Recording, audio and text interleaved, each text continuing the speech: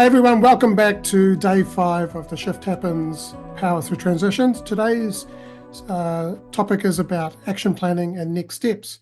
So we're going to do a bit of a recap very quickly, and then we're going to look into the next steps in action planning.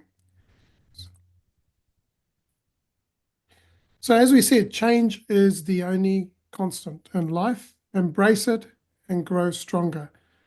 There's a quote by Heraclitus, the Greek philosopher. Change is inevitable, a truth that we all know, but find it hard to accept fully. While understanding that change is part of life, it seems simple. Adapting to it often requires a shift in the mindset. And when we acknowledge that change is constant, we reduce the resistance and the anxiety that comes with this uncertainty. Think about it as often as change happens. Like you've gone through change so many times in your life. It could be through moving house, moving jobs, or even starting a family, getting married, going into a relationship. All those sort of things can be challenging, but it's something that we go through every day. And you know what? It's like we're shifting identities every day. We're a different person every day because we're learning things and so on. So remember that whatever we resist is going to persist. So the best thing to do is to just, like Bruce Lee said, be like water, flow with the river, go with the flow. And that's, I guess, where that saying comes from, is go with the flow, because it's going to be less painful. So embrace change with confidence. We talked about on day 3 about how we can embrace confidence or build confidence to communicate better. And in the same way, embrace change through confidence. So when we embrace change, it means that we're developing or cultivating a mindset that's going to allow us to be adaptable. It's going to allow us to pivot, be courageous, be authentic, have self-compassion and empathy for ourselves. It also helps us build that emotional resilience anytime change comes, but also it gives us the ability to then strategically plan and move forward. So let's recap what we talked about. So the key points from the week is day 1, we talked about emotional states and responses. So we talked through the 5 stages of grief, and we also did a session with Andrea Hunt around EFT tapping. And then on day 2, we talked about building and maintaining a healthy mindset and resilience. It's about having a growth mindset rather than a fixed mindset. So making sure that we are in that mindset of like, hey, I can learn things, I can adapt to things, not this is the way I'm born, this is all I know, and so on. Building that resilience. So every time something happens, change happens, you just keep pushing through and build that resilience. Being self-aware of what's going on in your life, and also the way we talk to ourselves is so important. The way we have conversations with ourselves, the way we have those inner dialogues and the chatter, that, if it's negative, it's not going to help us. We also looked into what RTT, or Rapid Transformation Therapy, was. Day 3, we met with Jack Glennon, and we learned how to adapt and thrive, how to cultivate confidence, how to embrace the journey, self-acceptance of who we are, and authenticity, right? Vulnerability. It's okay to feel the way you're feeling or whatever's going on in your life. So embrace that vulnerability. Have self-belief in yourself. And then we also looked at how can we script our responses or our feedback, and you can use tools like AI to help you craft that and then be able to edit it in the way you want to say it in your voice. I wouldn't just put it into ChatGPT and then chuck it out there, but I would definitely edit it and make sure that it's coming from your voice. And then also we did you can role play it with a friend or a family member, where you can give them that feedback and then see what they say. Day 4, we talked about networking and to support personal growth. We had Lanier Johnston, who came and talked to us about the benefits of networking on platforms like LinkedIn, the events, building and maintaining relationships, and also personal branding and posting and commenting, and how all that helps in really networking and getting your brand and getting yourself out there and getting yourself known for who you are. So how do we move forward? Or how do we embrace the growth and thrive in uncertainty? Well, how do we navigate that change and how do we move forward? It's the only way is going forward. Tony Robbins says, if you're looking in the rearview mirror driving your car, what's going to happen? You're going to crash, right? So the past is gone. We only have the present moment. And, it's about moving forward, looking forward, and not too far forward, because the more forward you look, too far forward, then you get anxious. You get the fear of the future or the fear of the past. So one of the things that I've learned is staying present, living in this present moment. If you're okay in this present moment, then you've got nothing to fear. You've got nothing to worry about, right?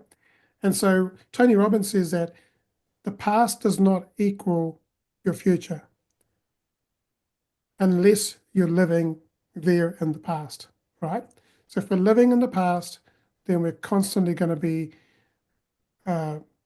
the way we function is going to be through our past programming, conditioning, what we've been told as children, what we've been taught in schools, peers, society, and so on. So the key is to be your authentic self. You are unique.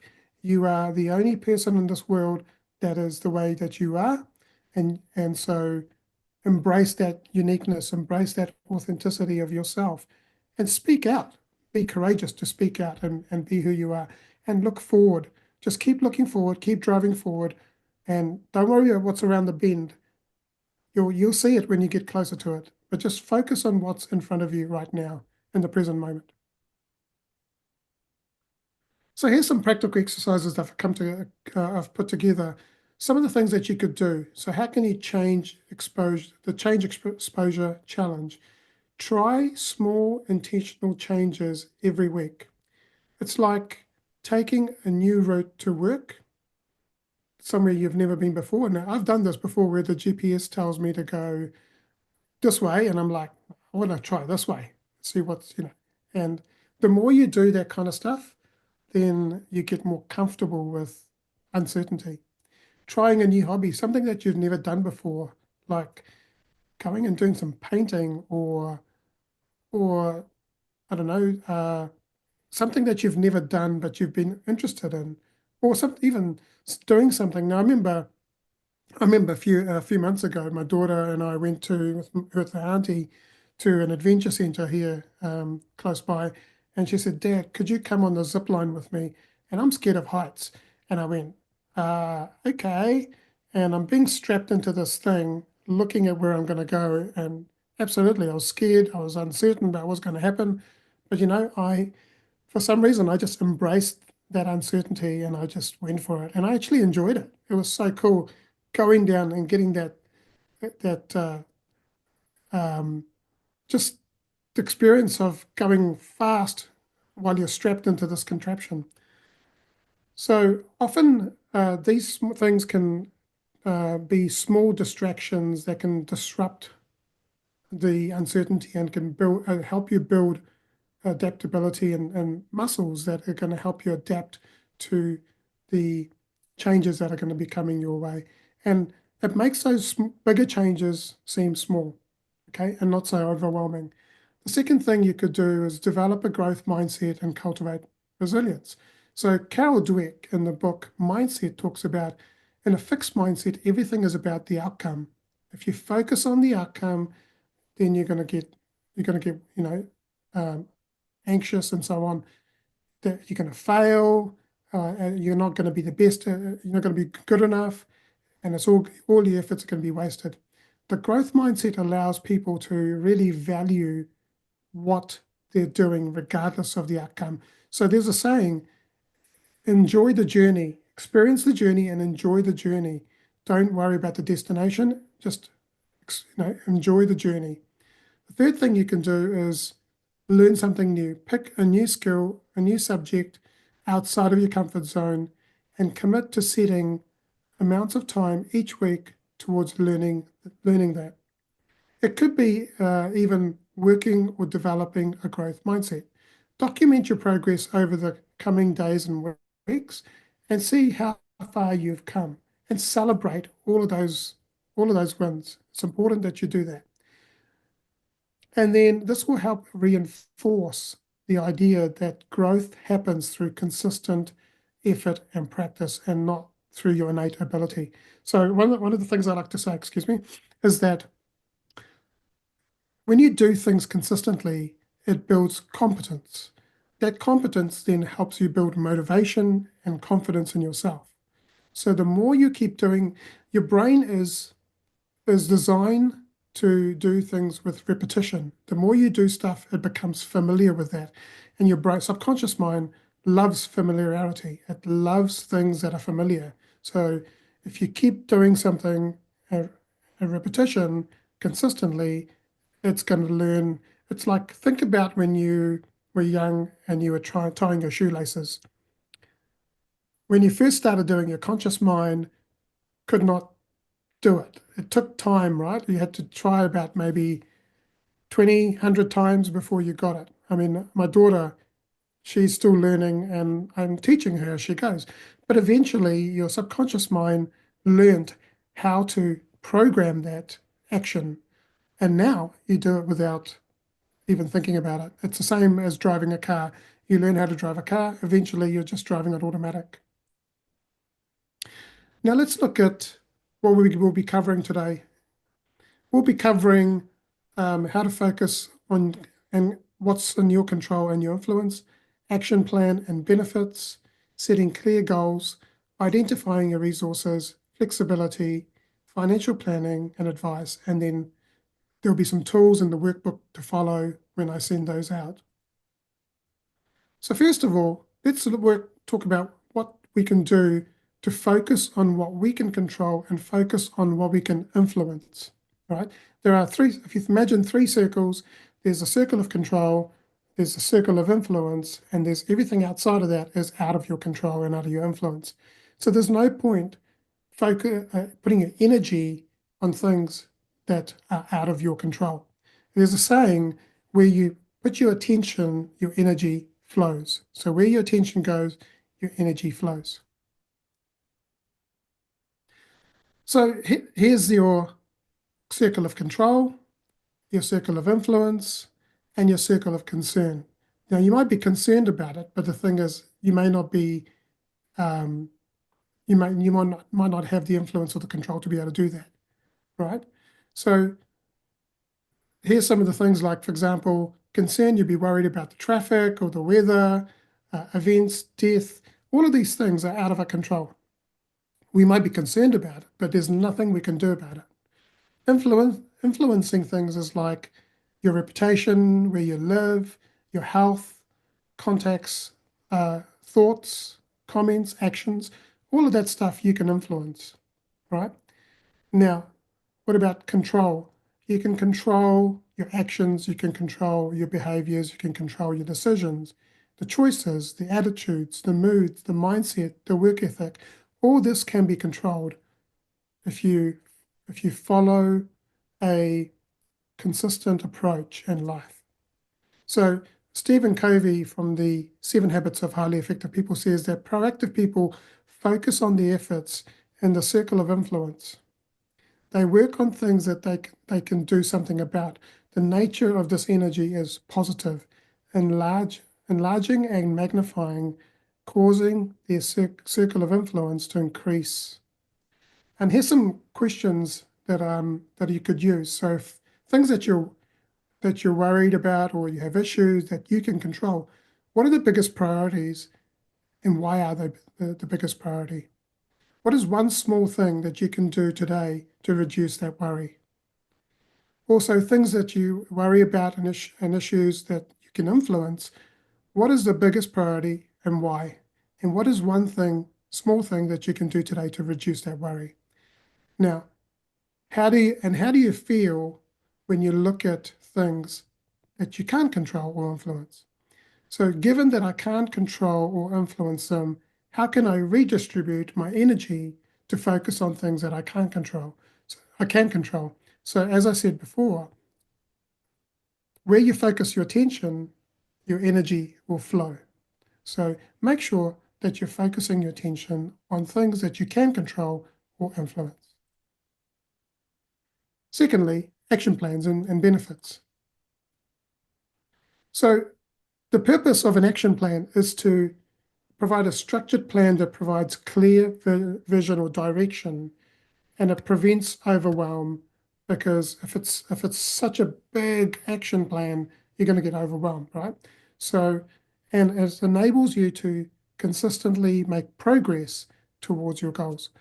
What are the benefits? It improves clarity, builds focus, keeps you motivated, and it helps you monitor achievements over time. Smart, setting clear goals. So one of the things I say is dream big, set goals, and take action. It's okay to dream big, have an end goal in mind. Where do you want to be in, say, 2 years, 5 years, 10 years, right? What do you want to achieve? What is your aspirations? And then have that goal, but set goals backwards. So start with the end goal in mind and then work backwards as to what you want to be able to achieve and how you can break that down over a course of years. Now, for example, I want to be a public speaker, international public speaker. So I worked back and I said, well, what can I do today? So I joined Toastmasters and I started to go to Toastmasters. Now I have a 1 year to a 5 year and a 10 year goal of where I want to be. And I'm working towards that. So when you break those goals down into smaller chunks, it helps you focus, but it also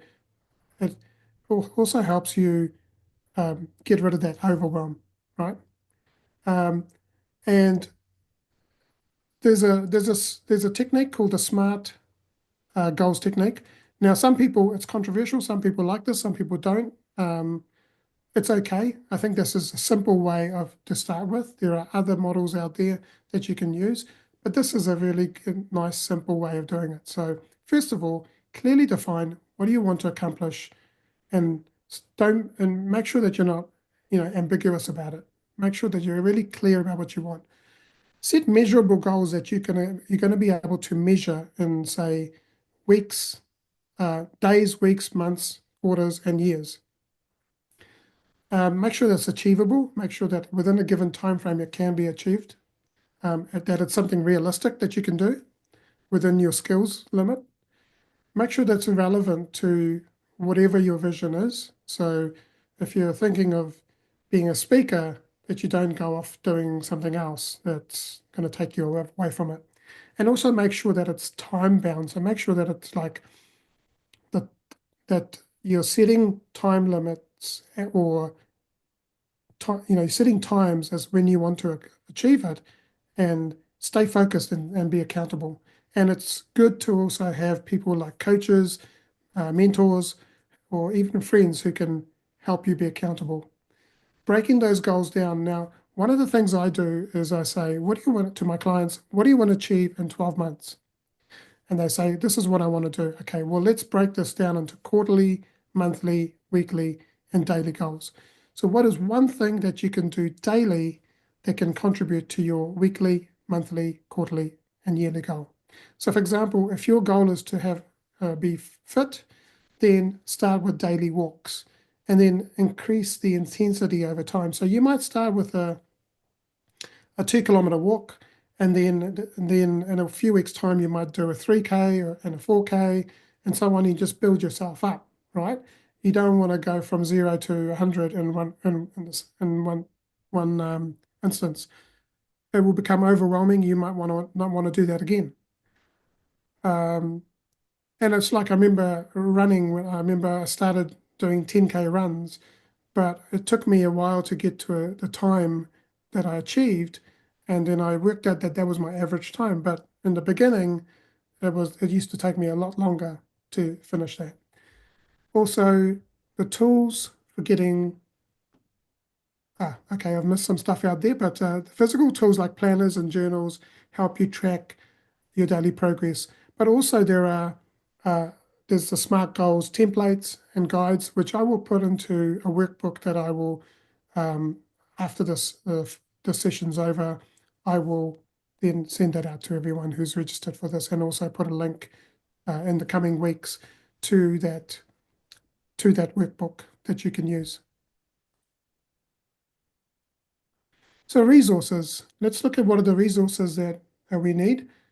So they may be financial resources where you need to budget, depending on the money you have in your account, savings, grants, benefits from the government. Human, identifying people that can support you and guide you, like mentors, colleagues, and coaches and professionals. Material things like tools or materials such as software or hardware, like getting a computer, getting the right software to be able to help you plan, measure, and get metrics, and also maybe automation. But yeah, then you might need some tools to be able to help you with that. And then also time, evaluate the time that you're spending and realistically block them out. Now, what I do is I put my tasks into the calendar so that I go, okay, this is what I'm doing today, right? In between meetings, I will put my task into the calendar so that I'm working on those things. Resource mapping is another way, is also what do you need to have versus what you need, and also list and clarify the gaps to focus your energy on getting things that are missing, right? So that you can move forward quickly. So for example, if you need training, there are plenty of places out there on the web where they offer free training, like LinkedIn Learning. But there's also universities around the world who offer these courses for free. I think Harvard is one of them, and Berkeley was another one that does that. Um, Overcoming resource constraints. So consider creative solutions like bartering skills, using open source tools, and also using workaround limit. Make sure that you're limiting the amount of workarounds that you have. So it's important to be flexible. Just like you need to be flexible in your body, it's important to be flexible in our mind and our being. So building flexibility is key to success. Life is unpredictable, and a rigid plan can lead to frustration.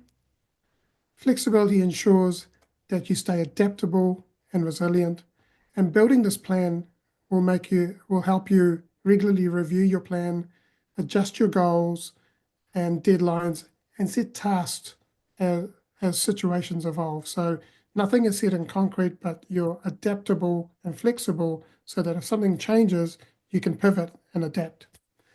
And learning from setbacks is important too. View your setbacks as a valuable learning experience. It's feedback. Failure is feedback. So I used to take failure as a bad thing and a negative thing, but failure is feedback. Use that as something that you can use to improve your action and and take positive steps forward. Example: if a milestone is missed, it's okay. Practice self-compassion and empathy on yourself. It's okay that I missed out this today, but analyze why and set some strategies and adjust some strategies in place that's going to help you have better outcomes moving forward. Now, remember, setbacks are setups for a greater comeback. We're always going to have setbacks in life. It's a given. Change is a given. Setbacks are a given. But every time we have these setbacks, we can have a greater comeback because we're going to learn. And I remember a few years ago, a manager of mine said to me, Anthony, do you know what a mistake is? And I said, that's a bad thing. And he said, no, no, no, no. He said, when you make a movie, you have a lot of mistakes. And I said, yes. He says, well, eventually they get the right take and they make that multi-million-dollar movie. And I'm like, wow. And that taught me that, okay, I'm not going to know everything, but if I take the steps and be proactive and just keep moving forward.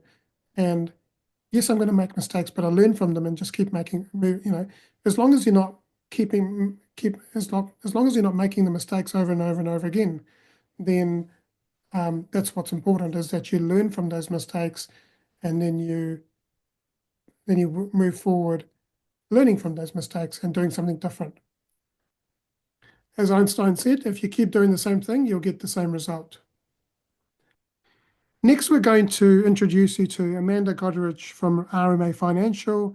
She's going to be providing us some financial planning and advice. So here we are. Welcome, Amanda, to this 5-day challenge. And this is Amanda's profile of RMA Financial website. Welcome, Amanda. Thanks, Anthony. Thank you for having me here. Hi, everybody. Hi. Hi, everyone.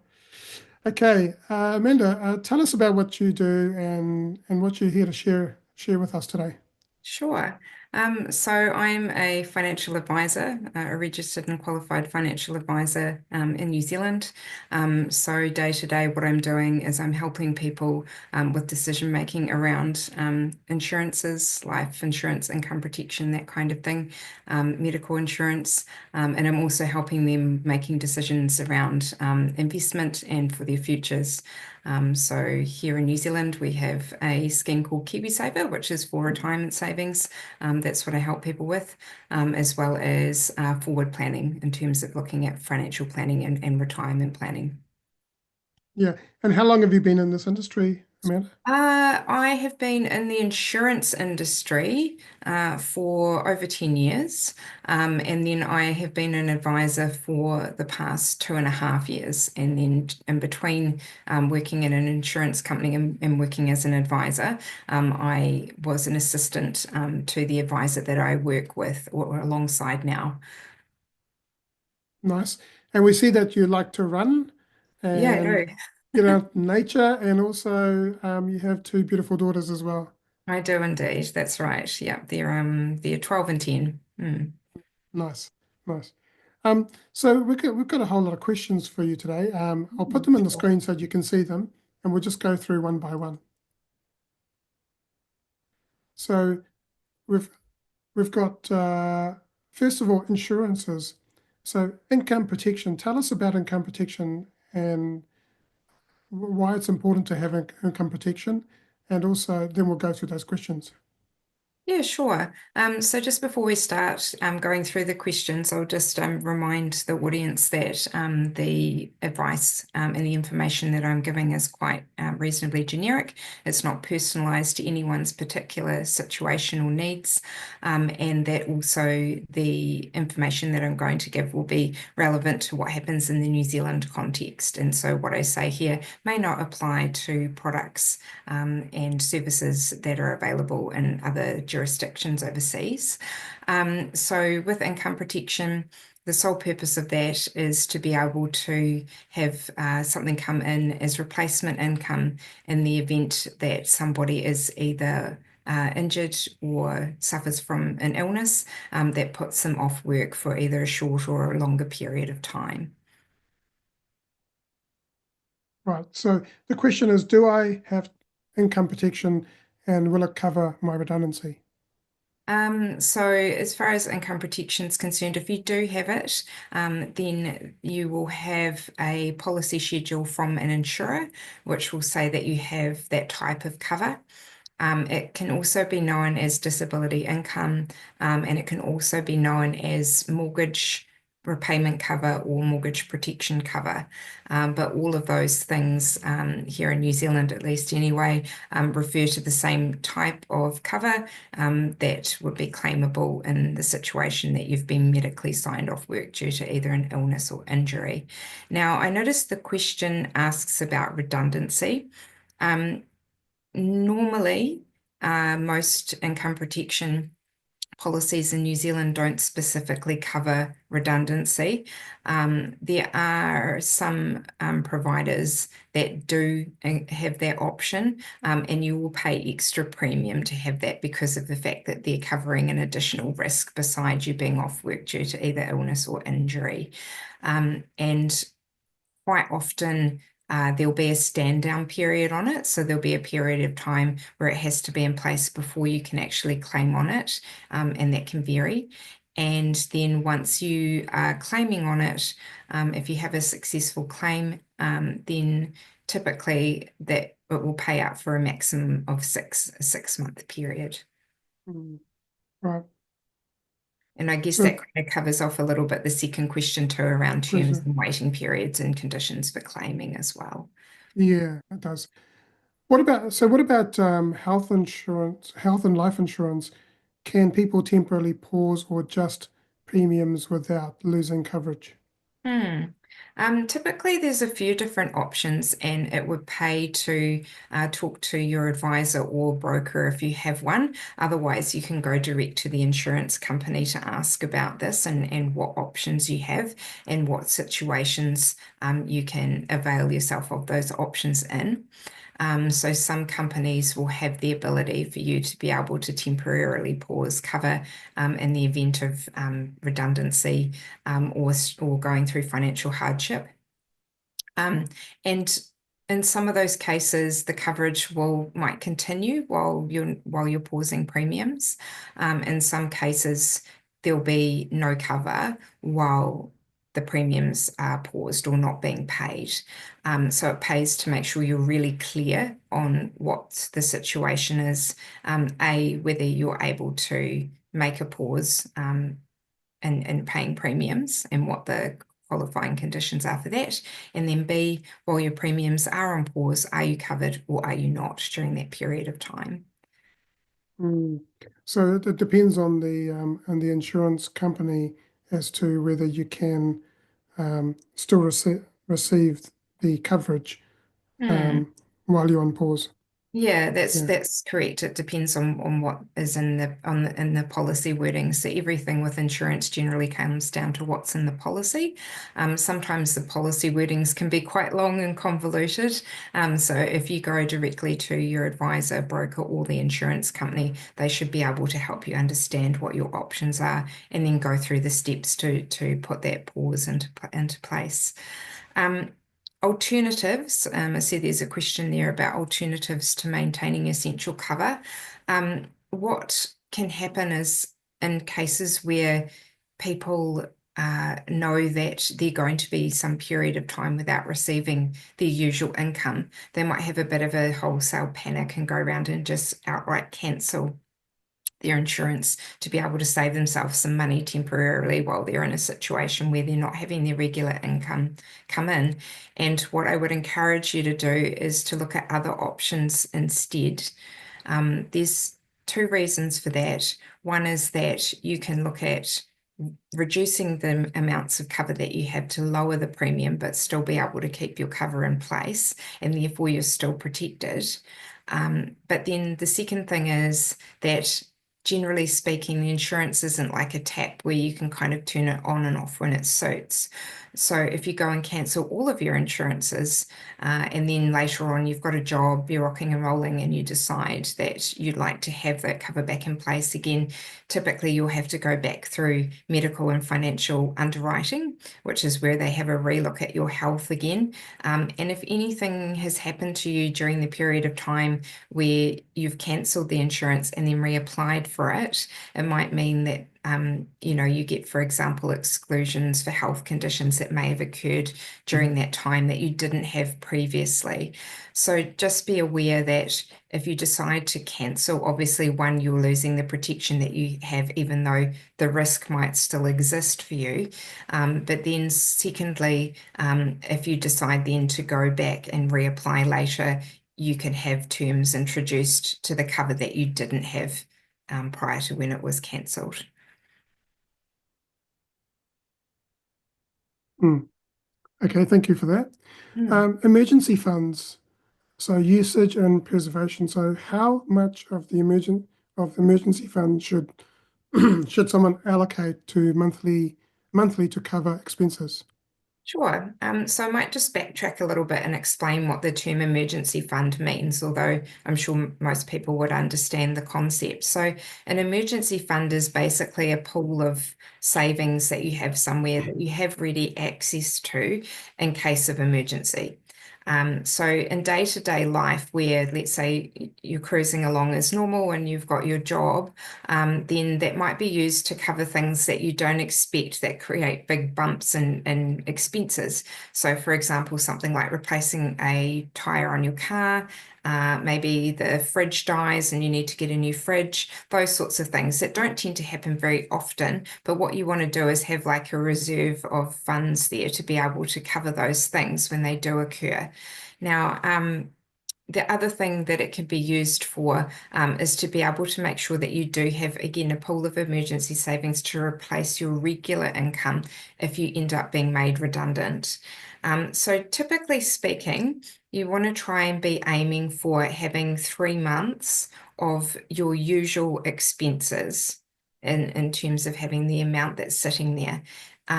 So what I would do is I would go through what your typical expenses are month to month and what the essential typical expenses are too. So I'm not thinking of things like Netflix or whatever where they're subscription based and you could actually turn them off and do without them quite easily. But I'm talking about things like your rent or your mortgage, your utilities, power, phone, etc., those sorts of things, internet, where it's going to be a bit harder to get by without those things. So yeah, rough rule of thumb is having 3 months worth of your essential expenses stashed away.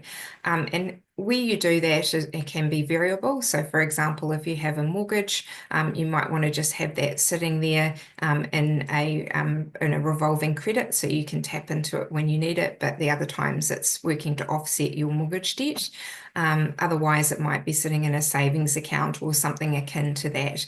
But the idea is that you have it sitting somewhere where you're not going to be tempted to spend it day to day. So it doesn't just sit in your normal savings account and your normal spending account, sorry. And it's readily accessible in the case that you do need to get it. It's not locked away somewhere like in a term deposit, for example. Mm, mm. And then once someone's re-employed, how can they rebuild that emergency fund effectively? That's a good question too. So once you're off and up and away, what you want to do is try and make sure that you're taking a bit of your income as it comes in. Maybe to start off with, once you've first got a job again, your focus will be on making sure you're up to date with any sort of maybe some expenses that you've had to kind of park or put to one side while you've been in a situation where you're not earning a regular income. But once you get sort of up and running again and you're finding your feet, you should actually be trying to allocate a little bit out of your pay and flicking that off and building that back up again to that sort of 3 months worth of essential expenses mark. Mm, mm. Thank you for that. So redundancy payouts now. So people get lump sums. How can they structure the payout to sustain their finances until they find new employment? That's a good question too, because I think the tendency can be if you do receive a payout, obviously it's a big chunk of money that you get. And, typically we're not used to dealing with big chunks of money. We're used to just receiving our regular income and dealing with that. So I would say, kind of resist the temptation to take it almost like a windfall. So windfall would be something like where you get an inheritance or lotto win or something like that, where there's a big amount, bigger than normal amount of money that you've got there to manage. So budgeting again is going to become really important, going back to what those essential expenses are, mapping those things out, and then looking at how much you've got sitting there in your pot. Maybe you've got an emergency fund that you can work your way through first, if that's been part of your plan and you've been stacking some money away into an emergency fund, but have the money sitting there as a backup, because you don't really know how long you're going to have to manage your finances for until you actually back into receiving a regular income again. So that would be my tip there, is to actually just sit down and go through all your regular expenses, figure out, okay, which ones are actually essential, how much do those actually cost, are there any of those ones that you can kind of trim back a bit, and then that gives you an idea, this is how much I'm at my essential expenses are, let's say, per month, and then you've got something to work off in terms of looking at the total amount you've had in the payoff and go, okay, well, I can comfortably manage my regular expenses for X amount of time or X number of months, based on what my essential expenses are. Yeah, thank you. Mortgage repayments, mortgage and repayments. So if people have mortgages, can they temporarily reduce or pause the mortgage repayments? So again, here in New Zealand, the banks typically will have something that they refer to as a mortgage holiday, but really what it is it's putting a pause on your mortgage payments, and it will be for an agreed period of time, and then once that starts back up again, you'll still have to pay off the principal and the interest that's accrued during that period of time. The best thing to do there is to actually have a conversation either with your mortgage broker if you've set up your mortgage through a mortgage broker, or go directly to the bank themselves, and see what your options are and talk to them about that. And sort of do that relatively early on. If you've got, let's say, your emergency fund and then you've got your redundancy payout and you've gone through and you've worked through your budget carefully, then you'll kind of know how long you think you'll be able to last for before you need to go and look at the option maybe of having a mortgage repayment, a mortgage holiday. If you're not in the situation where you have built an emergency fund and or you don't have a redundancy payout or both of those, then I would be going and having those conversations with the broker or the bank straight away.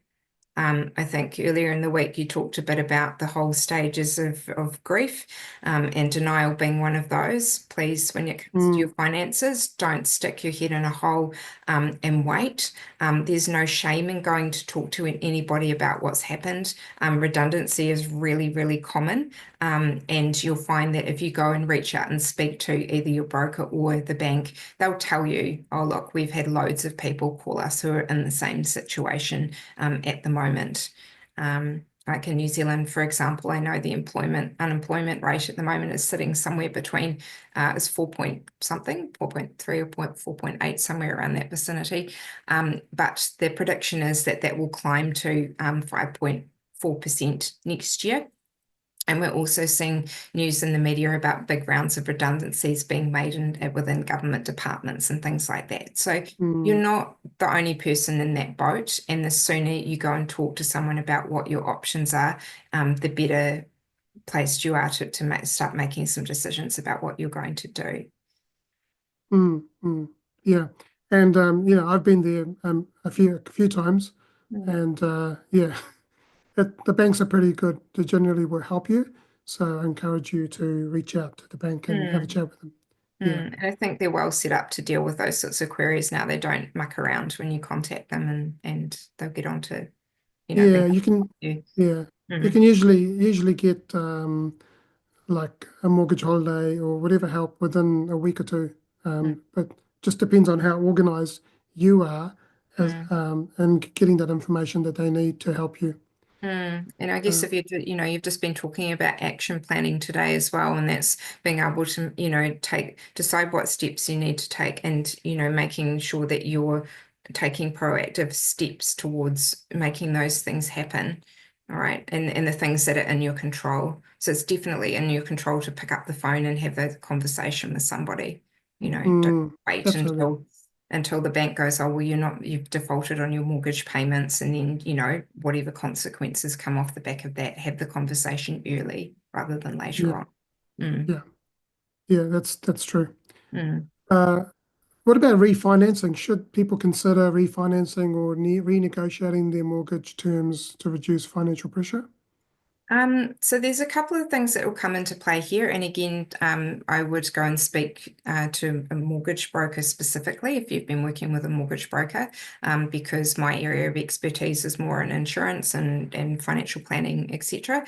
But what you might find is that if you have gone on a mortgage holiday, then you can't touch anything to do with your lending anyway. It's sort of frozen for that period of time. So you might not have that option. But then also secondly, if you decide tied to the banks here have something that they refer to as break fees, which is basically where if you've, let's say, for example, you've got a portion of your mortgage that's, let's say, on like a 5-year term or something like that. And then, you think, okay, well, if I take that and I change that over onto like a 2-year term or something, I'll get a better interest rate at the moment, or a 6-month term or something like that. What you'll find is that that there'll be a fee that the bank takes for making that switch happen. And sometimes those fees can be pretty hefty. So it might not actually place you in a better off position. So, my advice there would be go and talk to a mortgage broker or talk to the bank so you understand what that looks like.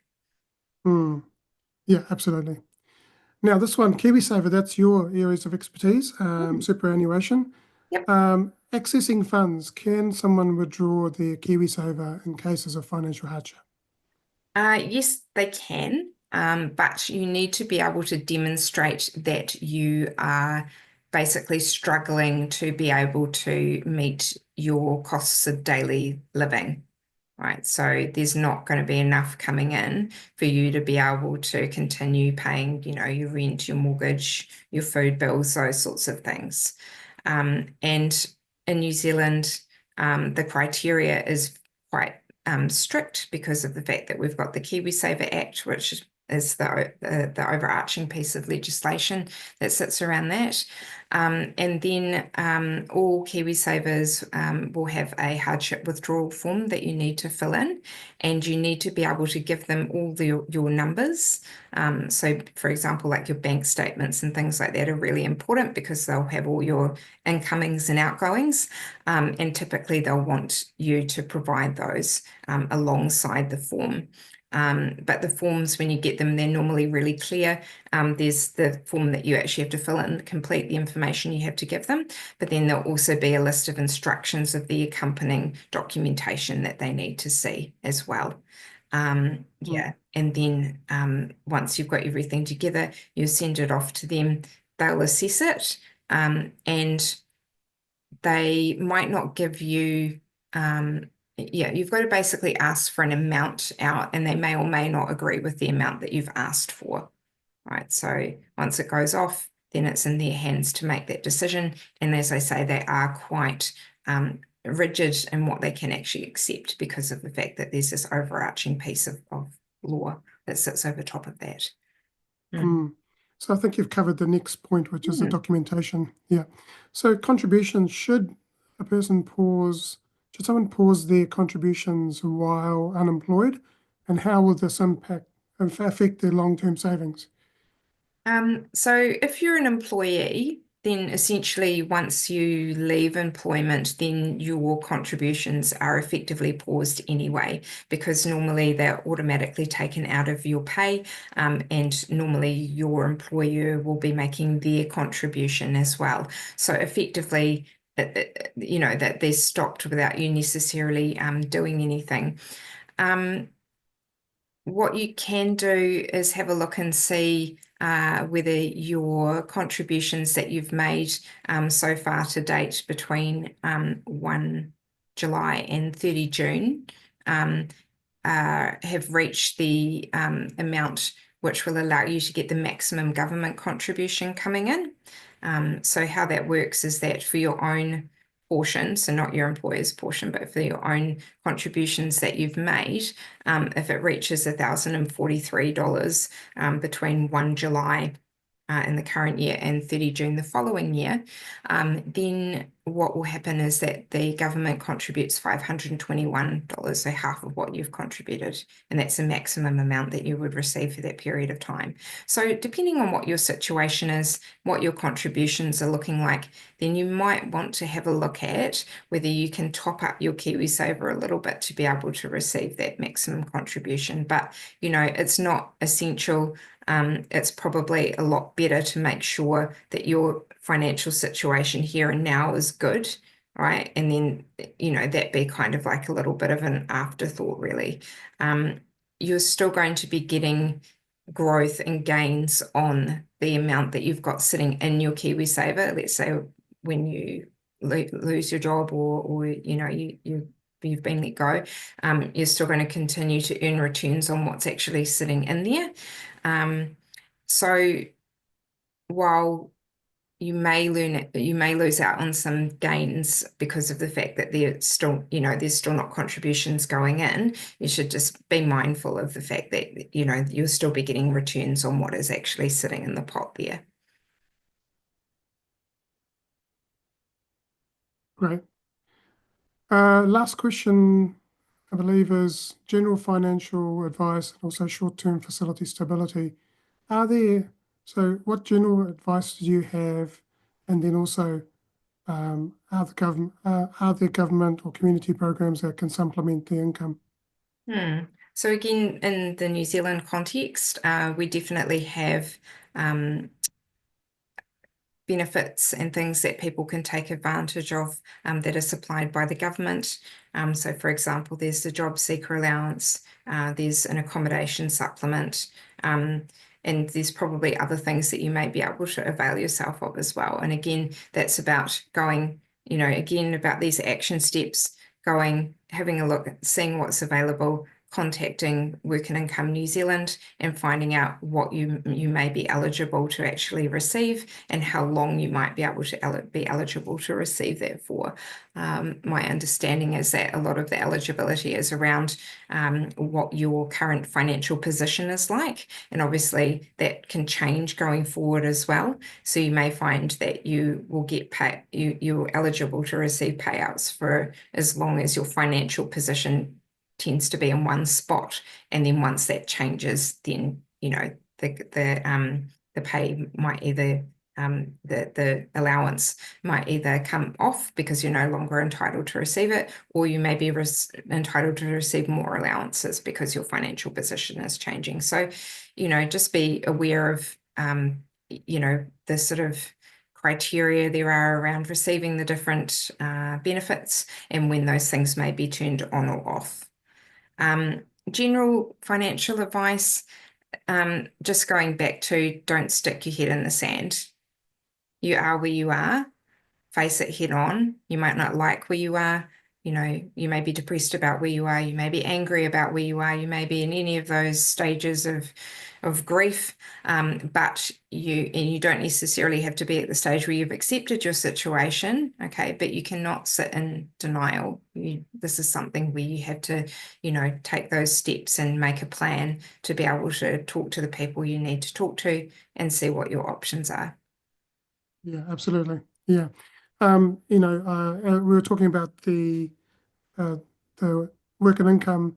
I've been through that process a number of times, and I remember when I first went on it, I was really reluctant because it's like, no, I'm not going to go on the benefit. It's like, it's below me type thing, or it's going to make me look.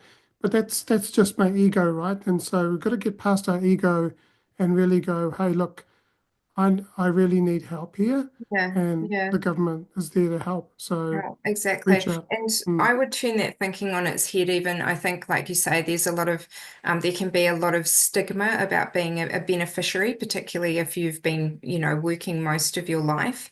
But also on the flip side of that, just remember you've also been paying taxes for a long time. And this is one of the services that your taxes have helped fund. So don't feel bad about going and leaning on it and using it, take advantage of the fact that you are in a country where you do have those things available to you, because, you could live in other parts of the world where you don't have access to those same sorts of social benefits. Yeah. So, just don't let that get in your way. Make sure you go and explore all your avenues, see what's available to you, and get the help that you need so that you can keep, yourself at least floating along financially. Absolutely. Yeah. And yeah, I've done that a few times, and it's helped. But also, I was going to say, inland revenue here in New Zealand. Also, if you've got a family, then you get tax credits as well. So that's another thing that you can also look at as well. So, and with Work and Income New Zealand, if you are looking at starting a business, then they will actually help you and they'll give you, I can't remember exactly what the amounts are, but there's a number of different grants. I think it's called the Flexi Wage Grant, which allows you to then start your business, and they will help you, they'll fund you for 6 months. They'll give you access to a mentor, a business mentor that can help you through your business plan and everything else as well. So, you know, it's an opportunity to that if you're in the 9 to 5 and you're feeling like you want to do something different, then I also encourage you to look into the whole business side of things. You might choose to work in a 9 to 5 while doing a side hustle as well. And that is what most people will do because you want to make sure that you've got financial security before you give up your day job and go and do a side hustle. People like myself who are entrepreneurs and have been through 24 restructures and 4 redundancies have gone, okay, it's time for me to go all into my business, right? And because I've been working for 30 odd years, but it may not be for everyone. And so, but it's taken me a lot of self-development and work on myself to get to this point where I can do that. Entrepreneurship is not easy. It's it, a lot of things will come up in your life when you go through that journey of starting your own business. But in the long term, it's actually beneficial because you're doing a whole lot of self-development on yourself. You're working through things that have been holding you back for so long, and then you're also moving towards a life that you're going to love, of time freedom, financial freedom. So I really encourage you that if you do feel like you want to go into your own business, that's an option as well. And maybe come and talk to someone like myself or someone, a mentor or another business coach who can help you through that journey. But do that on the side, and then you can easily give up your 9 to 5 and when you're making just the same amount of money in your side hustle. Yeah. Mm. Is Yeah. there anything else you'd like to share, and before we? Just I suppose the thing around just also besides what we've talked about here, which is kind of kind of general financial knowledge and looking at, products. That's been a very product-based conversation. What you could also do is just consider changes that you could make that could help you to be able to bring income in while you've got less income coming in than what you're used to. So for example, are there things like if you own your own home, if you own your own place, is there the opportunity for you to be able to, rent out a room or something?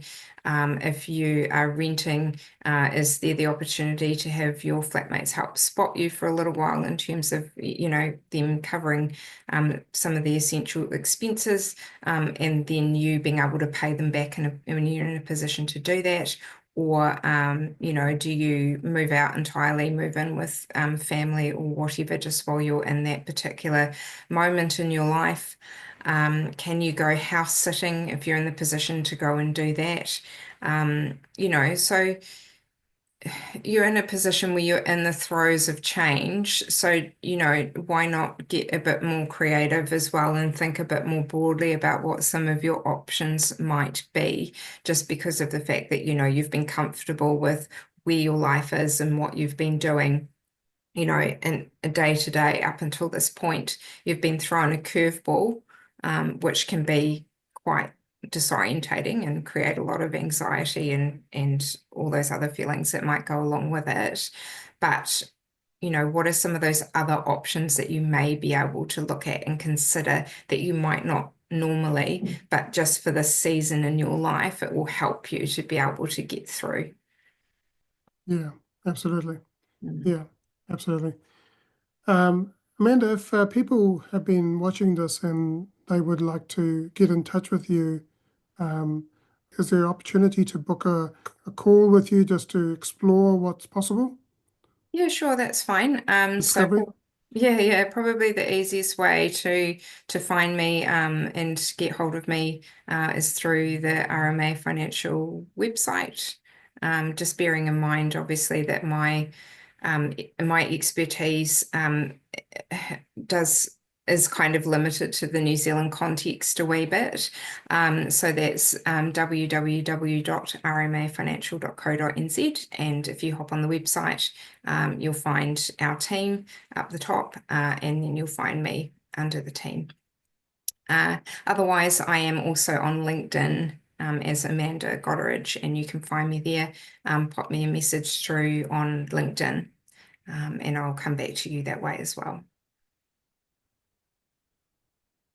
Great, that's awesome.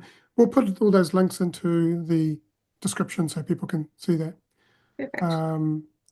Well, thank you, Amanda, for joining us today. And look, if you've been watching this and you'd like to get in touch with us, also, I'm a mindset coach, and I also help people through their transitions, and which is why I'm doing this 5-day challenge.